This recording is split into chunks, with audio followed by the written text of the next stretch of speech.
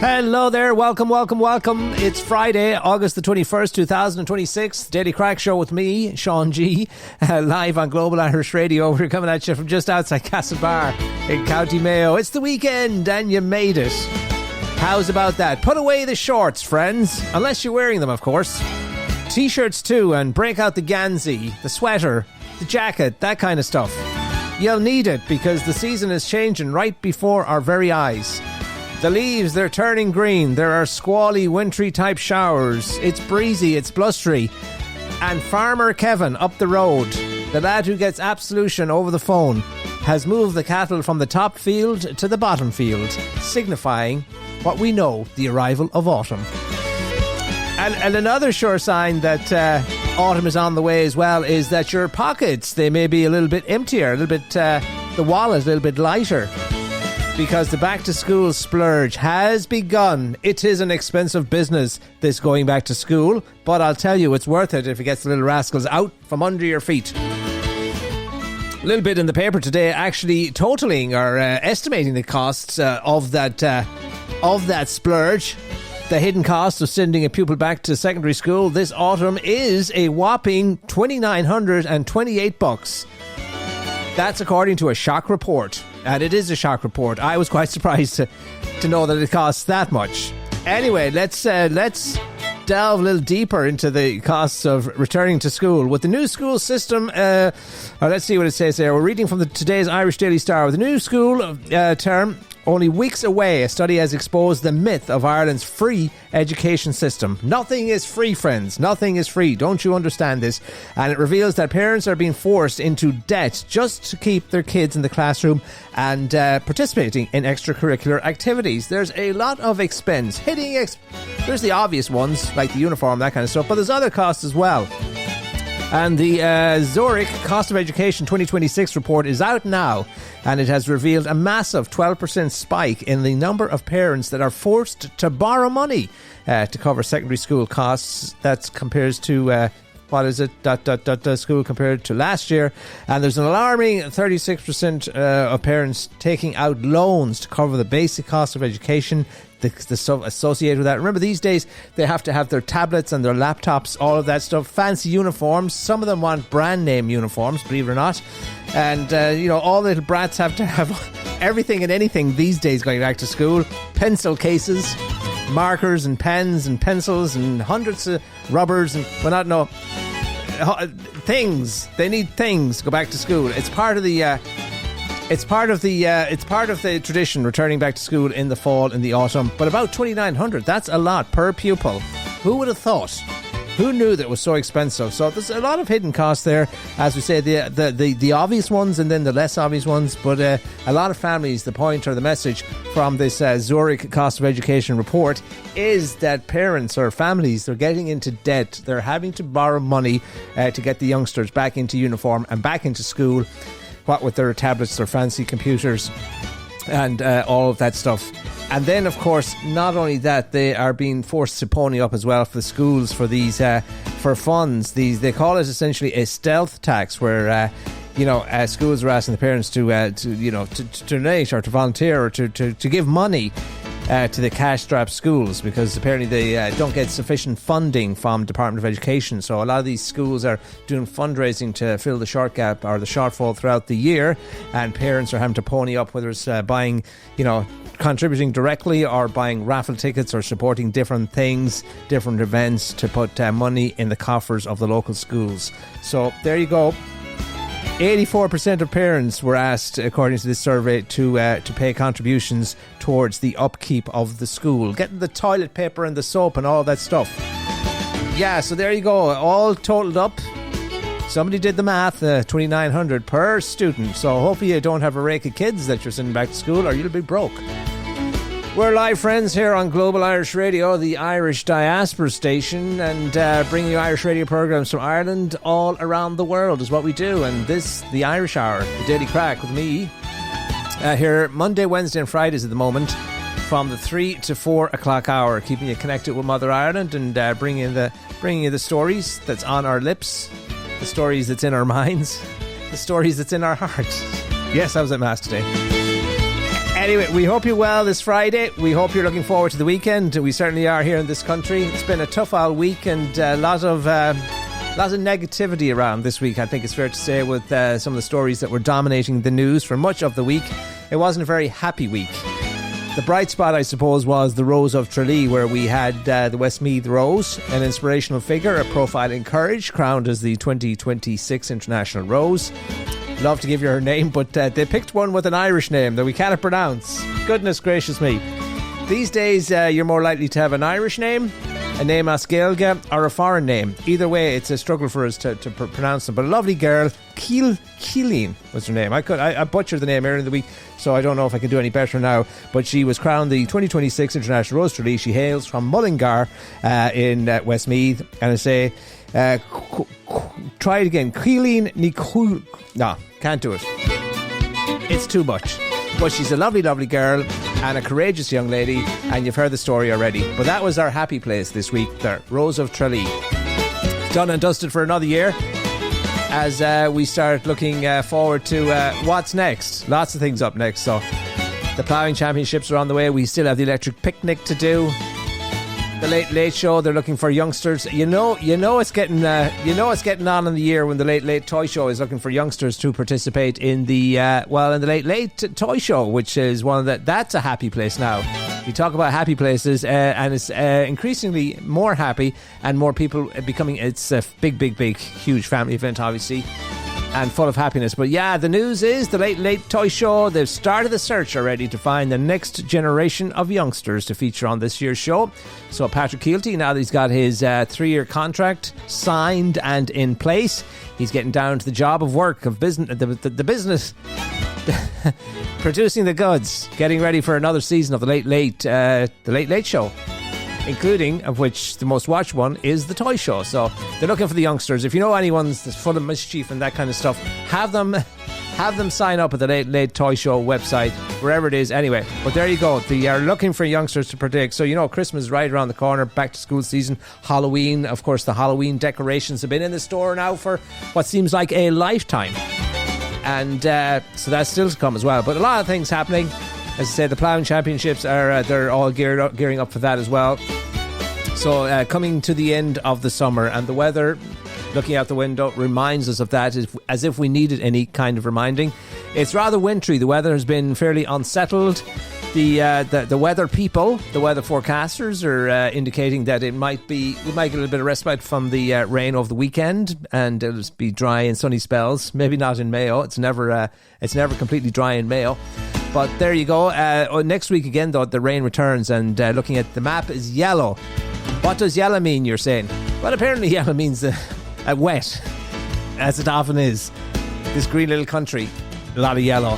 Yellow being rain. So a lot of rain is expected to return next week. It hasn't left here, I can tell you, in the west, because there's some very, very heavy showers, and there's not much space in between to get out and enjoy a walk or anything like that. You could get caught badly, as we did yesterday.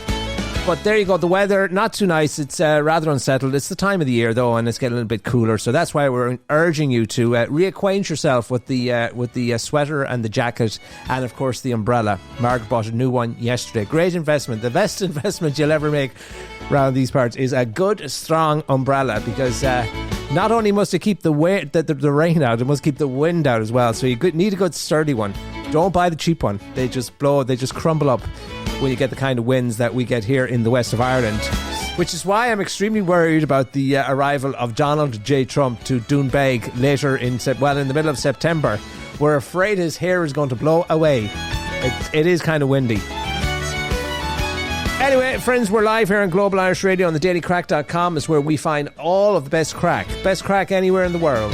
Check it out, dailycrack.com. Links to all of the major news sites here in this country. We have links to the newspapers. You can get a glimpse of the front pages, the day's headlines, that kind of stuff. And you can go behind the headlines as well, and lots of other things as well. We have links to Crack USA, which are the major Irish American publications. They have their finger on the pulse of Irish America. We sometimes delve into there, bring you stories from that part of the world too. The Irish diaspora, I think is what we call that. And so check out dailycrack.com. And of course, if you can't listen to the programme live, when we are on the air. You can always catch it later at the Daily Crack. Just click for the latest episode. That's how you do it. And do spread the good word. Find us online. We got our social media pages up and running too, our Instagram and our Facebook. Give us a like there, or give us a follow on wherever you get your podcasts. Actually, give us a follow. You'll be automatically updated when the latest podcast drops. So there you go. That's the Daily Crack, the companion website to the show here, Daily Crack, the Daily Crack Show, dailycrack.com. Alrighty, what else we got for you? It's Friday, and here we'll be heading off to Knock later on tonight, as I've been Margaret's taking us over there, trying to convert us. We can't. We don't do that absolution thing over the phone. We have to go there and show up in person. That's the rule of the house. So as I've been telling you, the Knock, the novena going on. It's an annual tradition. Lots of people come from farther afield than us now here outside Castlebar. They come from all over the world. And they come there, especially in their droves, for the annual novena. Guest speakers every night. Tonight is the last night, so we thought we'd take that in later on tonight. So looking forward to heading over to Knock Shrine here in County Mayo. As I say, world famous shrine, and people coming from all across the country and all across the world to get the message from Father Richard Gibbons tonight, I think is his name. Anyway, there you go. Let us take a look at what's going on in our papers this Friday. And the papers dominated by the same story that dominated at the start of the week, and indeed much throughout the week as well, the M9 motorway crash. And as you know, 5 teenage boys lost their lives after recklessly driving down, trying to avoid the police and stuff. And just for, thrills and likes on Facebook and social media and TikTok, and sharing this crazy, daring footage, Russian roulette on their social media pages. And we've been hearing a lot about it all weekend long, but the funeral of 2 of them taking place today. There continues to be a lot of coverage, as I say, of that motorway crash on the M9, and in other hospitals around the country. There are 4 innocent victims that were in the car that the youngster's car collided with. They're in serious condition in hospital here in this country. A GoFundMe page has been set up. They've raised a lot of money for those innocent victims, but they need every penny that they can get their hands on. They do have catastrophic injuries, and their lives have been shattered, their lives have been ruined, and all in the name of what? Facebook likes or shares on social media. It's a crazy world, friends, that we live in. So as we come into the weekend, the 2 of the funerals taking place today. There'll be more, I suspect, over the weekend. A large Garda presence expected at the funerals today, because the Tinkers, they like to fight at these events. They're Tinkers, by the way, just so you know. And there's been a lot of, I suppose, a lot of commentary on social media and Facebook and the different social media platforms throughout the week. In fact, one of the death notices for one of the youngsters had to be taken down from RIP.ie. Such was the nature of the comments that were being put up, because people are understandably angry, not happy at what happened. That teenagers that should be at home in their beds in the middle of the night on Saturday night were instead out joyriding. They were coming, I think, from burglary. They were terrorising other people, and that's all they've been doing for quite some time. And then they took their madness onto the motorway, which is quite a common thing, apparently. I didn't realise the scale of the problem, but youngsters all around. And even since this devastating accident on the expressway last week, there have been countless other incidents of youngsters doing the same thing and putting the footage of this madness, playing with their lives, playing with other people's lives, and putting footage of this stuff off on social media. It's amazing. But anyway, the coverage of the story continues. And what's the headline on today's Irish Daily Star? We'll start with "No End to Motorway Madness." That's what the Irish Daily Star is saying, the headline on today's at the front page, and a picture to go along with that as well. And the Star reports that another such incident, a car being driven down the wrong way of the M50 yesterday before it was crashed and abandoned. Fortunately, it didn't collide with any other vehicle. I know there was no injuries to innocent people that were on the expressway, but they're still doing it. And there was a case in Cork earlier in the week. There's been several incidents since. So it's absolutely pure madness. And there's a nice opinion piece that I'd like to share with you that you can check out in today's Irish Examiner, and it's written by Sergeant Graham Kavanagh. He's a retired sergeant in the up from Garda Síochána, and he has an opinion piece in today's, it says, the Irish Examiner, and he ends with a question: Not what penalties should apply when someone drives down the motorway the wrong way, but rather who is trying to stop them travelling the wrong way in life years before they ever reach the motorways. But there you go. Food for thought. Interesting question there from Sergeant Graham Kavanagh, because many people, and that seems to be the feeling here in this country, a lot of people pointing the fingers at the parents. I mean, these are kids. They're teenagers, 15, 16, 17-year-olds. You have to ask, where are the parents? Why do they even have kids? Why are they allowed to have kids if they can't, if this is how they're being raised? And, it's a scourge on society.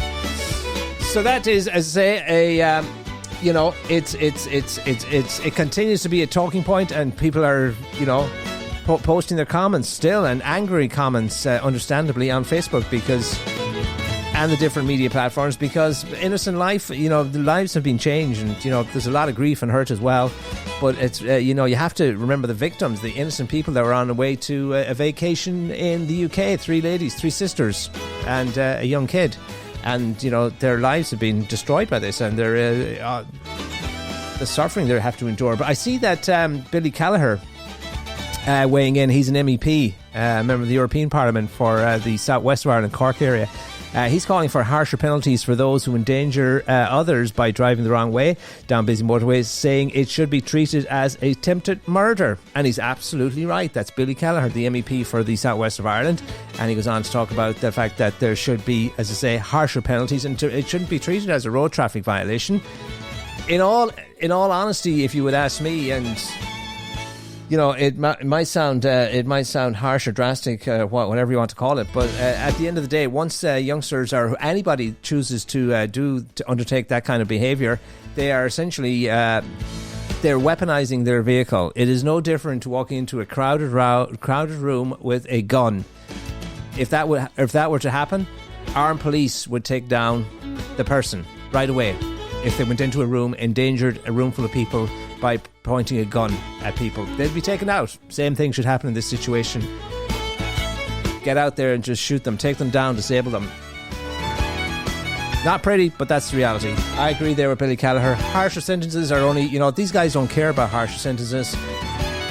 They really don't care. They just crash the cars. They're crashing into the guards. I mean, they're laughing at the guards, and then they're running off, and they're posting this video, which also raised the question about social media companies, how they allow the sharing of this stuff, glamorizing and glorifying what's essentially criminal activity on their platforms. And they have wanton disregard for, the authorities or the establishment. Social media giant TikTok, that's the other headline. Let's go to some of the other headlines. We're working through the headlines today. Where's the headline on the... yes, all talk, no action. That's the Irish Daily Mirror, a reference to TikTok, the social media giant there that snubbed the invitation to a Dáil committee. Yeah, they refused to appear before a committee of TDs to explain how joyriding teens are free to stream videos showing them speeding the wrong way on Ireland's motorways. And the snub has been described as a slap in the face by Labour's Alan Kelly. And as I mentioned or referenced earlier on in the week, if you posted something on these platforms that infringed copyright or had financial implication, these social media companies would crack. You won't get past their their checks and balances if there's a question of money or infringement of copyright at stake. So why are they allowed? Because there's no money involved. Why are they allowing these videos, this footage of criminal activity, to be allowed to go on there and to share it and to spread it and to glamorize it and to glorify it? So the social media companies, the likes of TikTok, they should be hauled before these committees, and they should be forced to crack down on this kind of crack. That's what it is. Bad crack. Anyway, so that's another headline in the papers today, the Irish Daily Mirror. Gardaí and youth workers are the key to tackling joyriding, says the Irish Examiner, and they're essentially echoing there what the sergeant was writing in the Examiner about the fact that the question should be, who is trying to stop them travelling the wrong way in life years before this kind of stuff happens? All right, so there you go. And for the Irish Times, the headline there today, Castle in Waterford is pictured on the front page, and they have the story, as a lot of the outlets do. The news that Facebook's CEO, Mark Zuckerberg, has acquired a property, the property, Castle in Waterford. So a lot of coverage in that in the paper, of that in the papers as well today, and we'll come back to that in a little bit, and we'll get locals' reaction to the news. It's his first purchase of a property outside the United States. I think it bodes well for Facebook is headquartered here in Ireland, which means a lot of ka-ching money for our exchequer here in this country. But I think it's a vote of confidence in the country if you look at it from that perspective. Anyway, Mark Zuckerberg in the news a lot. There's a lot of legal action or court cases taking place in the US right now because of the nature of their algorithms and the addictive nature of the scroll on Facebook and Instagram and social media. And again, all tying in with what we've been saying about TikTok and their sharing of videos that are questionable in nature. But anyway, we'll talk about our newest neighbour in a few minutes. Want to get to a few other bits and pieces. Yes, how's about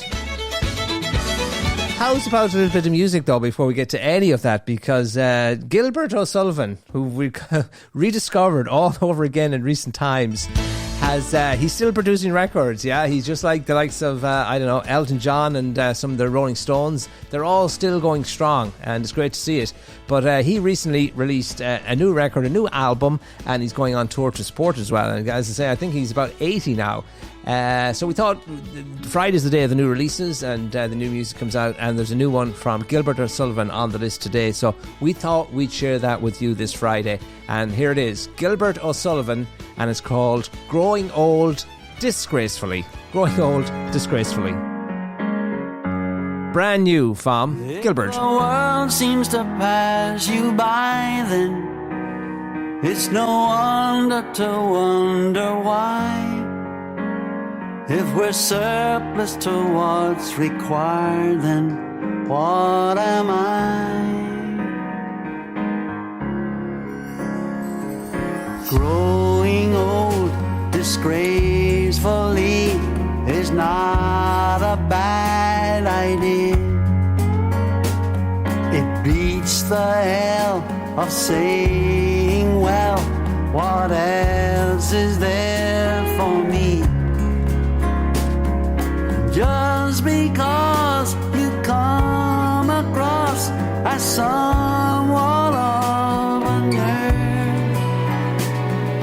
doesn't mean you can be seen as well as being heard. Growing old disgracefully.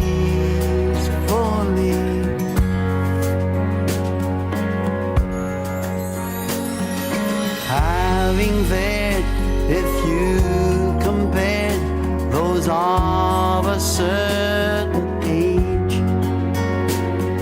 the starting point might be a joint or a hip to be replaced. But then, like me, there are, you'll see, a fairly large amount. Given time, with their wine on tabletops be found. Growing old disgracefully.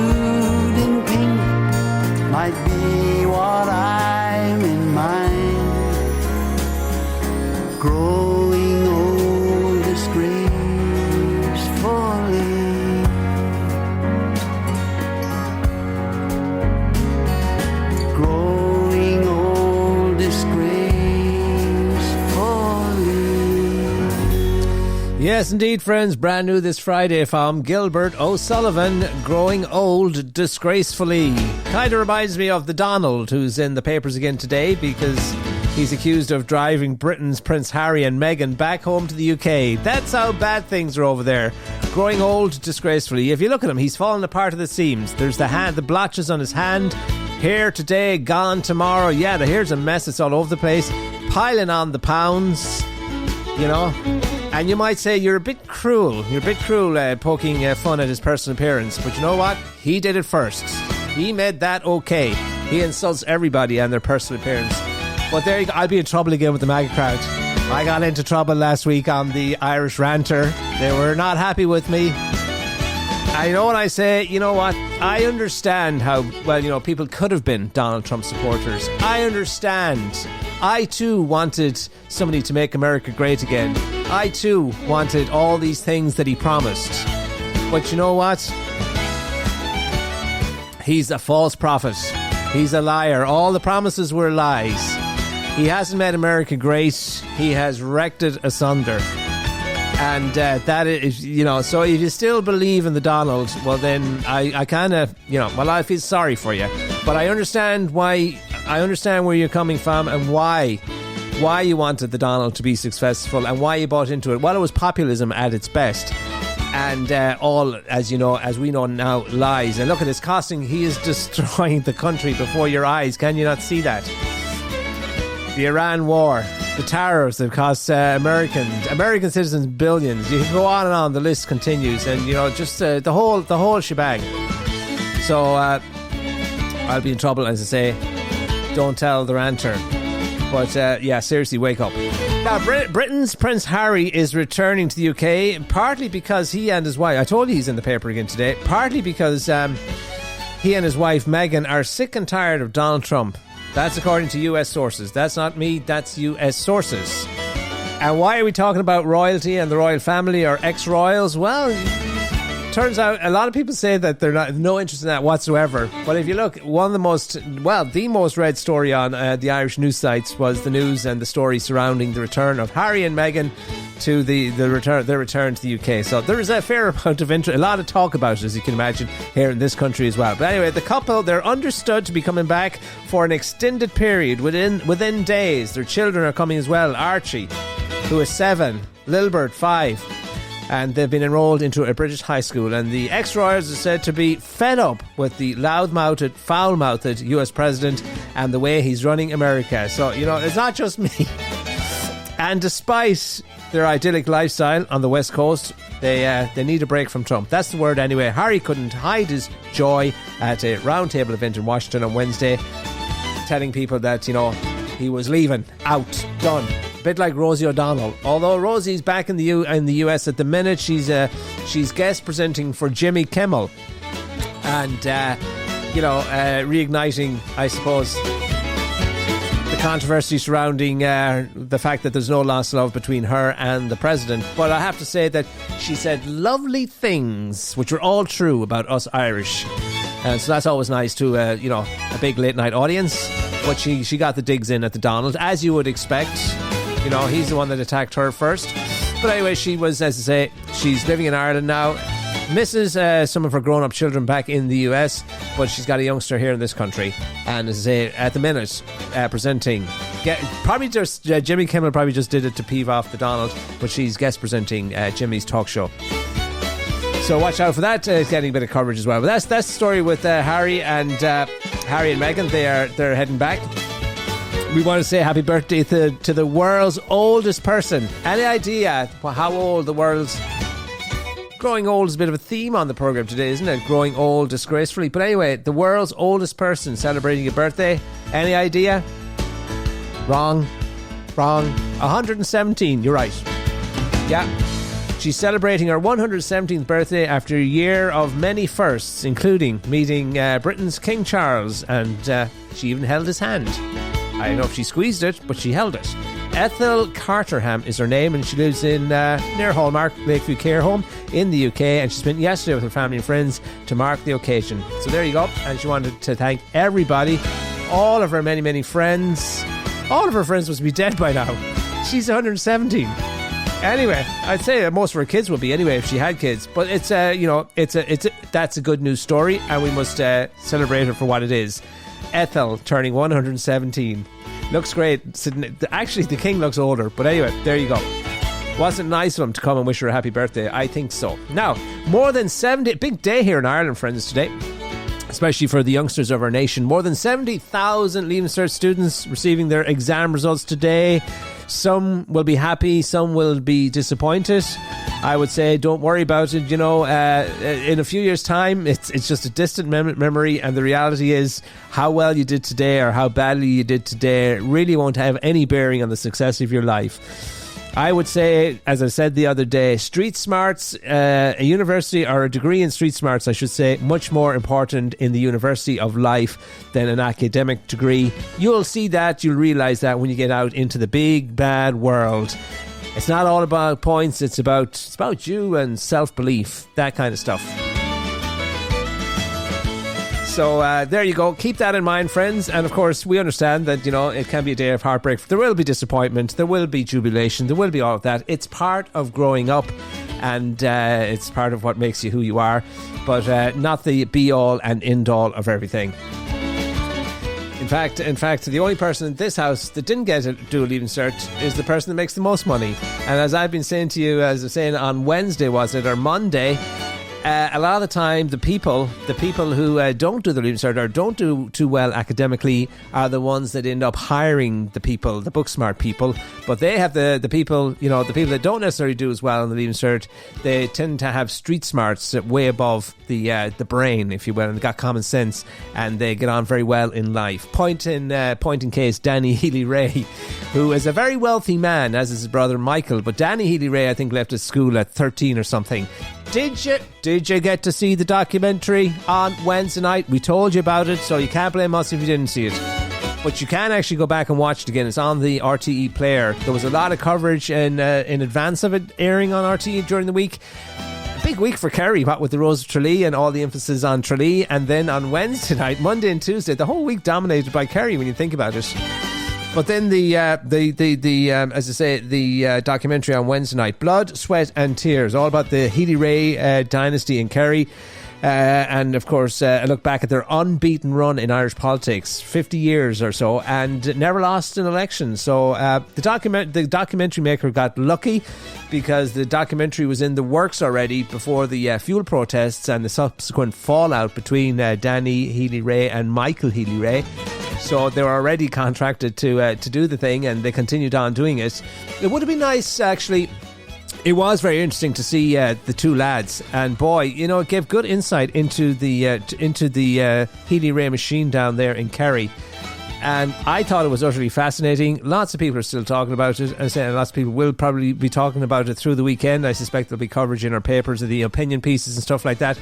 But boy, two boyos, two characters.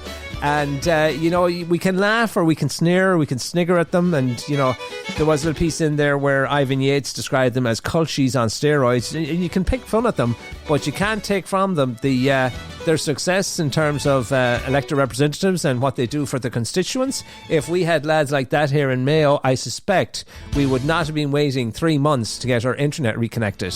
They would have got out themselves and done it. I was telling you the story about the lad in the restaurant who went to Danny Healy-Rae and was complaining about the fact that the council had dug up the whole street and there was no place for parking and the signs up and everything. And a couple of days later, the whole thing was cleared away. And he says to Danny, how'd you get it done so quickly? And he says, I did it myself. So they're the kind of politicians they are, and you know, I say you can laugh at them, but they work very, very hard, and you get the impression that Michael is kind of as well. This is what Ivan Yates said, that Michael was the brains of the operation, but Danny is not to be discounted either, because I feel, and I said it on Wednesday, I feel that Danny is a little bit more. Danny is a little bit more authentic. He's himself. He's what you see, what you get. Michael is more the politician and the schemer and the more cunning of the two. I'd put it that way. But looking at them, and they have built quite a bit of wealth, and there's nothing wrong with that. I mean, they work hard for it. Danny, in some images, it was interesting because Danny is a jack of all trades. He's a politician, obviously a full-time politician now, but in some images he is. He's in the pub. He's a publican as well. He's got a pub. In another one, he's playing music. He's a performer, so he plays the accordion and he's playing with the band. In another one, he's a farmer. He's out feeding the cattle and feeding them nuts and stuff like that. In another one, he's driving a school bus. They have a school bus. They have a bus company or something. And then in another one, he's in a digger, driving a machine, digging and excavating. All this stuff. Danny Healy-Rae. And Michael, of course, has 27 properties registered in his name and a very successful businessman as well. But they are... they're well respected in the county. They are consistent poll toppers. They had a little bit of a spat as a result of, the fuel protests where Danny took a different opinion on the government and called for the resignation of Micheál Martin and Simon Harris, and Michael, being a junior minister, felt that when Danny said that, it kind of voided their agreement to support the government, and so he pulled out, or he resigned his position as junior minister. But it gave, as I say, it's the documentary that lots of people are talking about. If you haven't seen it, check it out. It's a great insight into these Kerry politicians, and we see how they go about their business, and we get to see why they're so revered. And it all comes down to hard work. They keep their phones on 24 hours a day. They take calls in the middle of the night. They are good local politicians. And as you and I know, all politics is local. And they don't talk about ideology or anything of that nature. Michael is an avid gun lover. He's got a gun. And some people raised, there was raised eyebrows, particularly in the establishment circles here in this country, when he in the course of the documentary said that if somebody walks into your house, comes up your stairs and is breaking into your property and you have a gun, you are perfectly entitled to unload that gun and take them out. Which I couldn't agree more with. I think he's right on the money with that comment, but a lot of people, believe it or not, in this country think that's wrong. How can you think that's wrong? And there was raised eyebrows at that comment. But, most normal people, I think, would say that you're absolutely within your rights. So that was a bit of a controversial part of the interview. Interestingly enough as well, he talked about the fact that, if there are 10 people in a room, all you need to win over is three people. And he broke it down for, the documentary maker.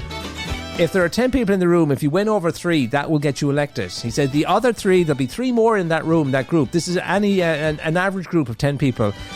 Get 3 to support you. There'll be another 3 that will be against you, and some of them quite, vocal in their opposition to you and try and take you down. But then he said the remaining 4, they don't care, and they're not really clued in or tuned in to what's going on, and they don't really care. So all you got to shoot for is 3 people in the room of 10. And you can apply that electorally to the county, and that's what they do. And they have very strategic. They run as independents, and they have a very, very good vote management process or system in place where they, part of the county is carved up for Danny and part for Michael, and then they want the second and third vote. They know that they're in the proportional representation, that these are key parts of the puzzle or jigsaw to get them elected. So they have the whole thing like down pat, like a well-oiled machine. And they, rule the roost down in Kerry, and it all comes down. They don't have ideology. What drives them is helping people. That is their philosophy, and they work hard to do it. And I suspect if we had more politicians, and I love the piece in the, there was an exchange, and we know them from their exchanges in the Dáil. They're quite colourful, quite loud at time, and they speak up and they shout for what they believe in. But there was a lovely exchange between one of the, what we'll call the left-wing radicals, Murphy, social democrat, one of these loony left-wingers anyway in the Dáil, who had recently had a kid and hadn't decided was the kid a boy or a girl. This non-binary stuff where they let the kid decide if they're a boy or a girl. And when he starts attacking Danny Healy-Rae, Danny had his word very close. He says, "Arrow, what would you know? You don't even know if your kid's a boy or a girl." So a very sharp wit as well. That's the Healy-Raes. If you haven't seen it, put it on the viewing for the weekend. You'll enjoy it. It's politics, but as I say, it doesn't. Well, it does actually address the little bit of feud that's going on between them.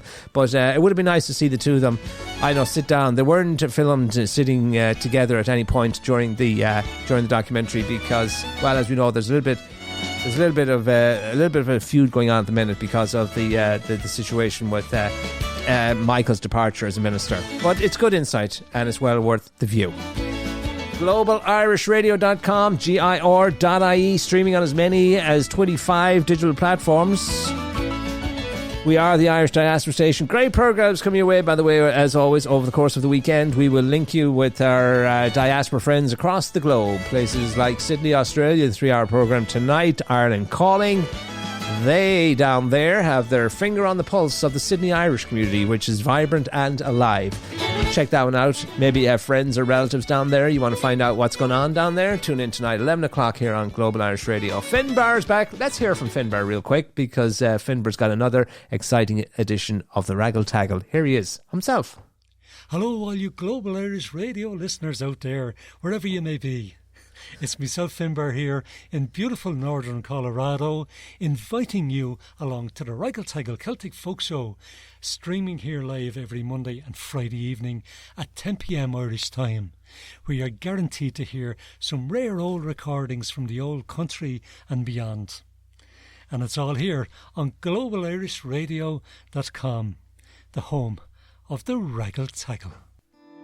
Listen to the Raggle Taggle on Global Irish Radio. Global Irish Radio is excited to partner with 950 WROL AM, the Spirit of Boston, to bring you portions of the Irish Hit Parade, providing the soundtrack to your weekend. Join Paul Sullivan on Saturdays 3 to 7 p.m. Irish time and famous Seamus Mulligan on Sundays 7 to 10 p.m. for a feast of Irish music. Streaming live from Boston right here on globalirishradio.com. Good deeds are great things, and a single good deed can grow into a forest of kindness. At treedeeds.com, you can dedicate a tree in someone's honour and make a lasting impact on the planet. Each tree is deeded and comes with a personalised certificate, perfect for birthdays, holidays, memorials, or just because. Celebrate life, give back to nature, and leave a legacy that grows. Visit treedeeds.com today. That's treedeeds.com. Rooted in Ireland, gifted worldwide. All right, friends, and as I mentioned, Finbar's back tonight with the Raggle Taggle at 7 o'clock Irish time.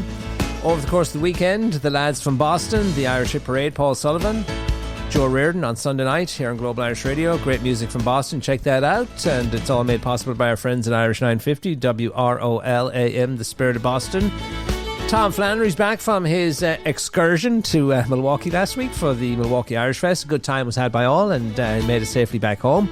And I think Tom broadcasting live from Gaelic Park this week? I think he is. The Irish Fest is happening down there, so it's a big weekend in Chicago. Good Morning Ireland radio show live from the Windy City, live from Gaelic Park, 1 to 3 tomorrow. And lots of other great programmes over the course of the weekend. Stops in Boston. Oh yes, Tommy Smith and Trassa Goodwin-Smith back from their excursion to Ireland, their little trip to Ireland. They were here for a few weeks, back in the Big Apple now, and you can catch their programme Ireland Calls on Saturday night, 11 o'clock Irish time.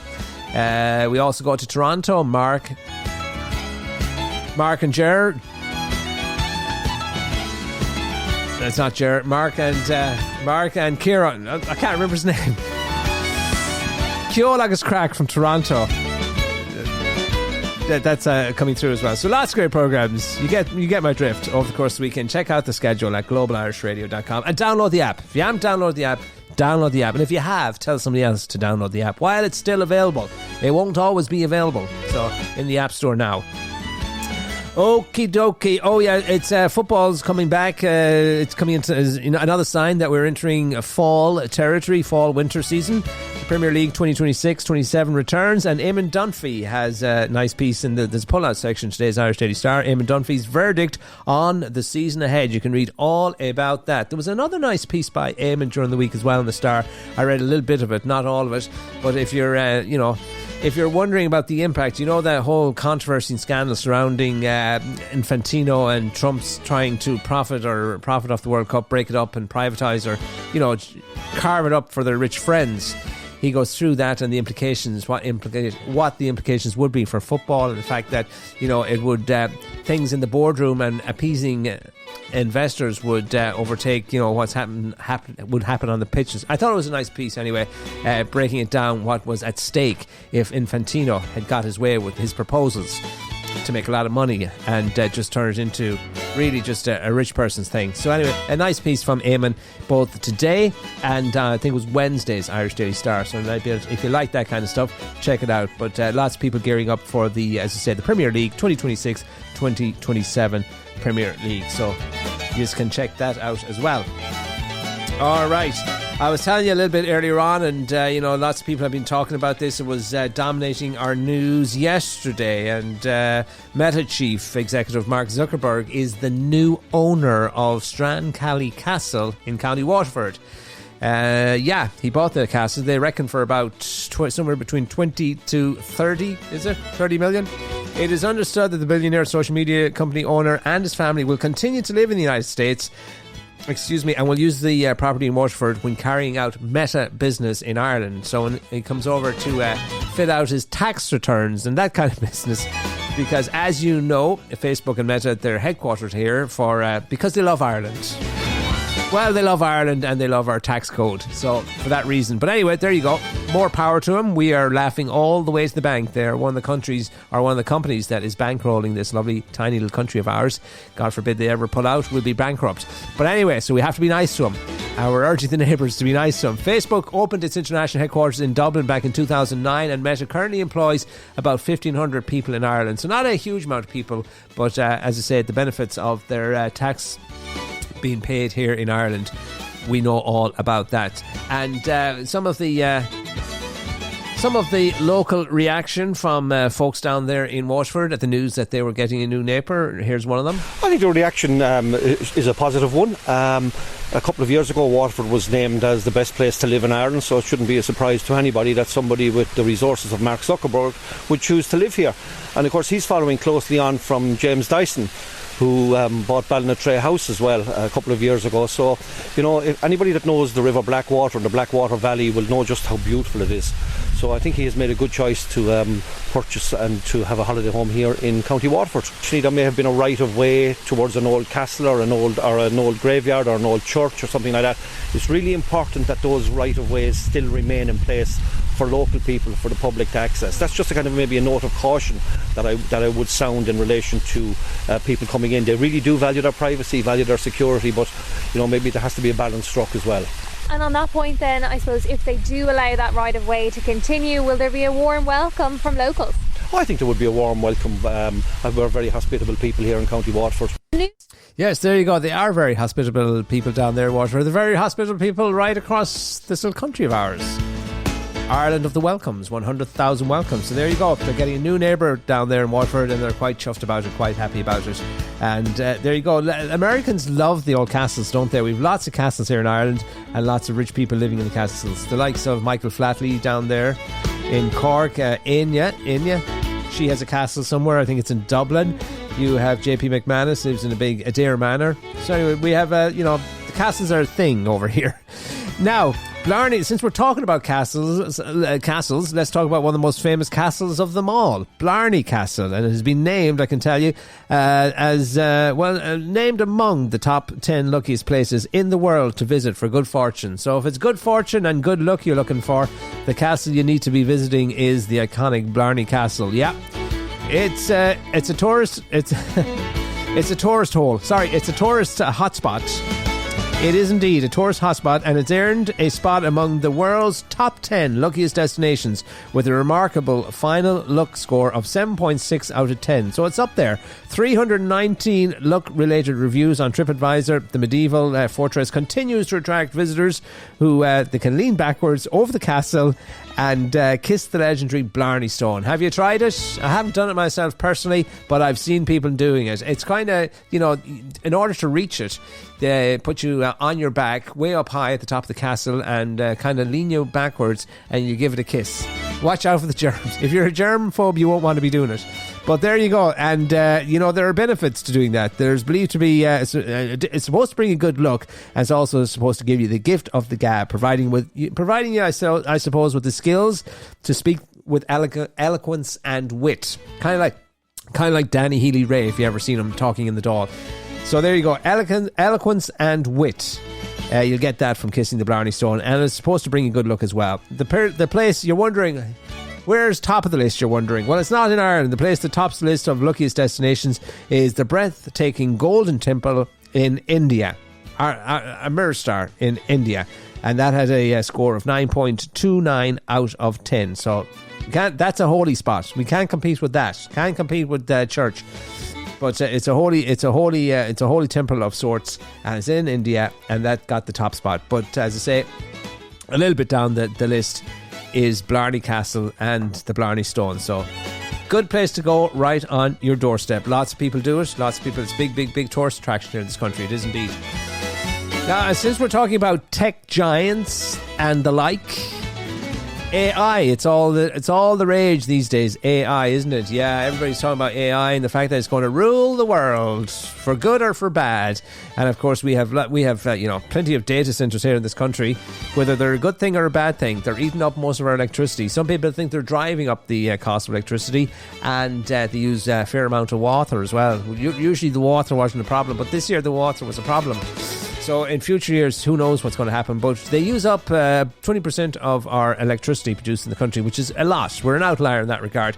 And I see, and Mary Ellen was showing me some footage of protesters over there that are now starting to, rise up against these data centers coming into their neighbourhoods and places because of the, again, I suppose, the amount of energy they consume and the water, that kind of thing.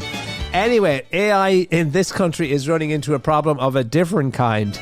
Margaret came across this story today, and one of two picks that we'll share with you on the programme today. Cork's famously distinctive accent is apparently presenting a huge challenge to a new generation of AI receptionists answering calls for dental practices across Ireland. So essentially you have this company, VVO AI is what they call themselves. They're an Irish company, and they're developing AI telephone receptionists specifically for dental practices, and they say that their experience... The problem that they're running into is it can handle anything, but it cannot handle the Cork accent. It's having difficulty recognising that Cork accent. Now, you see, I thought the Kerry accent would be a much bigger problem or struggle, but it turns out the Cork accent is creating all kinds of headaches and all kinds of problems for this AI technology down there. That and sure, I suppose if you're a dentist's receptionist in Cork, you'll be like cheering on this story, and you'll be like, "You're not taking my job." There's a reason we talk funny. But anyway, they do talk a little bit funny. But they're nice people down there in Cork. And, as I say, the virtual receptionists, they just can't grasp this rebel accent. Don't know what it is. If you're from Cork, you might be able to tell us, but the AI systems, they are stumped and running into difficulty. As I say, it's one of the challenges for AI systems all across the globe, I suppose. I see in the Yorkshire accent in the UK as well is challenging. But here in this country, not the Donegal, not the Mayo, not the Kerry, not the Dublin, it's the Cork one, which I thought was, subtle enough, but I guess not if you're AI. Now, I was mentioning as well earlier on that coming into the fall and coming into, the autumn weather, we have a lot of, it heralds exciting things here in this country as well. Not just the rain. There are events that, go hand in hand with the arrival of fall. Hundreds of thousands of visitors are expected to descend on the 95th National Ploughing Championships. Yes, friends, the autumn brings the ploughers out. Screggan in County Offaly will host the latest innovations around machinery, livestock and food, as well as fashion shows. There's pony games. Then there's a brown bread baking competition. It's all happening this year in the middle of September, 15th to the 17th. So that's the National Ploughing Association, and the Managing Director, Anna May McHugh, who is as old as the Ploughing Championships itself, is there and pictured in the papers today, and great excitement abounds as this year's festival or this year's event takes shape. So she added, it has been a tough year for many farmers with difficult weather and the pressures of prices and rising costs. And she says, come on down to the Ploughing Championships and let your hair down, escape your troubles, escape your cares, and have a good time. Because it's not just about ploughing, friends. It's a festival, it's a gathering, it's a coming together of community, and it's a good time. It's a social occasion. So that's the Ploughing Championships. But bring your wellies. Bring your wellies. You'll need the wellies. There's lovely ladies pictured on a tractor here on the paper today. As I say, launching are getting ready to welcome the thousands and thousands of people that come to the Plough Championships in their lovely bright dresses. They're wearing the high heels, but come September and all the rain that's coming between now and then, the high heels, I'm afraid, they won't cut it. So bring your wellies. Not that farmers would have high heels anyway, but there you go. It's globalirishradio.com, the Irish Diaspora station, streaming live here on Global Irish Radio. This is the Daily Crack with me, Sean G. I get confused towards the end of the programme. Check us out at dailycrack.com. Just before we finish up, as I said, the Rose of Tralee took place this year. We had the lovely winner, the inspirational young lady from Westmeath, Mullingar, Joe Dolan country in Mullingar, Niall Horan. Although she did say she was more Joe Dolan than Niall Horan. As everybody knows, there's no show like a Joe show. But anyway, congratulations to Quilleen on her win, her victory as a worthy winner. I think most people felt this year for the International Rose Tralee. Not controversial, just nice, just courageous. So there you go. But while that was going on, elsewhere there was another competition going on. The Nose of Tralee. That's right, friends. Not the rose, the nose. That thing on Donald Trump that gets longer every time he talks. The Nose of Tralee. And the winner we can announce is Alfie, who is a 17-month-old miniature schnauzer. And he's been crowned the Nose of Tralee for 2026 after winning the hearts of voters across Ireland and around the world. I didn't know we had a Nose of Tralee, but we do. And it's for dogs. Selected from more than 1,800 entries nationwide, Alfie comes from County Longford, and he earned the honour of representing his county in the national final, where he competed with 31 other county finalists, including there were 29 dogs, two cats and a goat. A goat, yes. The winner was decided by public vote. Approximately 54,000 people cast their vote. So there you go, winning the Nose of Tralee 2026. 17-month-old miniature schnauzer. Alfie is his name. Can we get a round of applause, please? Okay. It's bad, I know. That, friends, is our lot today. Margaret's other pick, by the way, if we can find it before we finish up for today, it's a story from Ballinasloe in County Galway, where a home was attacked. Ordinarily, this would not be a news story, but the nature of the attack, I think, caught people's attention. Caught them by surprise. Gardaí are appealing for information after a sod of turf. That's right, friends, a sod of turf. The black stuff that you cut in the bog, you bring on home and you burn in the fire. Well, a sod of turf was thrown through the window of a house in Ballinasloe, and the Gardaí, they got their best men on the job. The incident took place at Curra Park at around 9:45 a.m. on Wednesday, August the 12th, the day of the eclipse. Anyone with any information are asked to contact Ballinasloe Garda Station. So if you've seen anybody walking around with a sod of turf on the 12th of August, the day of the eclipse, Garda in Ballinasloe want to hear from you, because it was fired through. A house was attacked with it. There you go. That's our lot for today, friends. You've been listening to the Daily Crack with me, Sean G, here on Global Irish Radio. Stay tuned for more great music. The Crack Radio Show from Philadelphia comes your way at 5 o'clock tonight. Finbar at 7, Tom at 8, and another chance to hear this programme at 9 tonight. And then it's down to Sydney, Australia for the Ireland Calling Radio Show. Lots of great programmes coming your way throughout the rest of Friday and throughout the weekend right here on Global Irish Radio. It was also the week that the Three Amigos, well, they had their little bit of a tiff, and one man down, two left, and they've relaunched as the Amigos. Buckley is out. Robert Mazel and Patrick Feeney found a new lad to join the band. His name is Gary Gamble. If you're not sure what he sounds like, this is him. He's doing a big Tom medley, taking us out on the programme this Friday. See you Monday.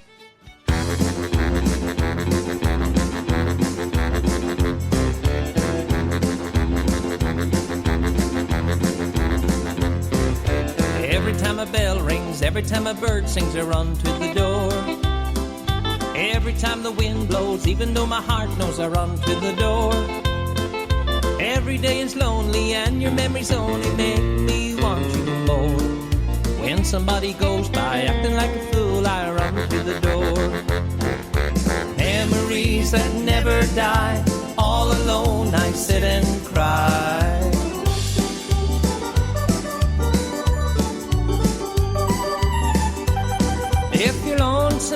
table and you're tired of all those tears, you don't have to keep thinking all the time. Well, I'm in that old boat with you that's been sinking for so long. If you're lonesome at your table, you're welcome here at mine. Farmers working in the fields, they always knew the time as they listened to her whistle as she thundered down the line. She brought many folk away from home and brought them back again, but now she's gone forever, that GNR steam train. Her name is Mary Claire Mulvina Rebecca Jane. There's a pretty little girl in my hometown. I tried to kiss her, but she turned me down. I tried to hug her, but her answer was the same. Oh no, she's got blue eyes and a beauty spot. They call her Tuscaloosa, touch me not. Her name is Mary Claire Mulvina Rebecca Jane. That's her name. What's her name? That's her name. What's her name? Her name is Mary Claire Mulvina Rebecca Jane.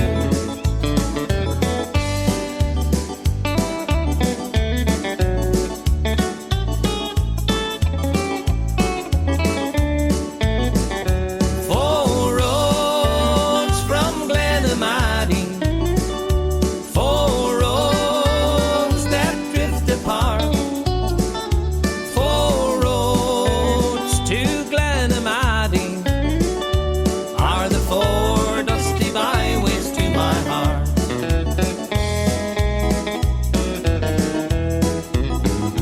Oh, you're going out the same way you came in.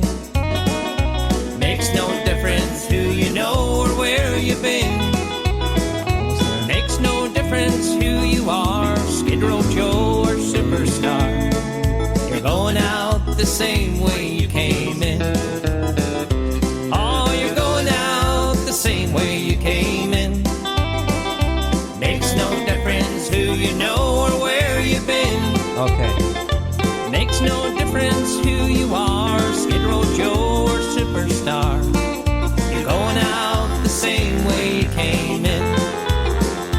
Yeah, you're going out the same way you came in.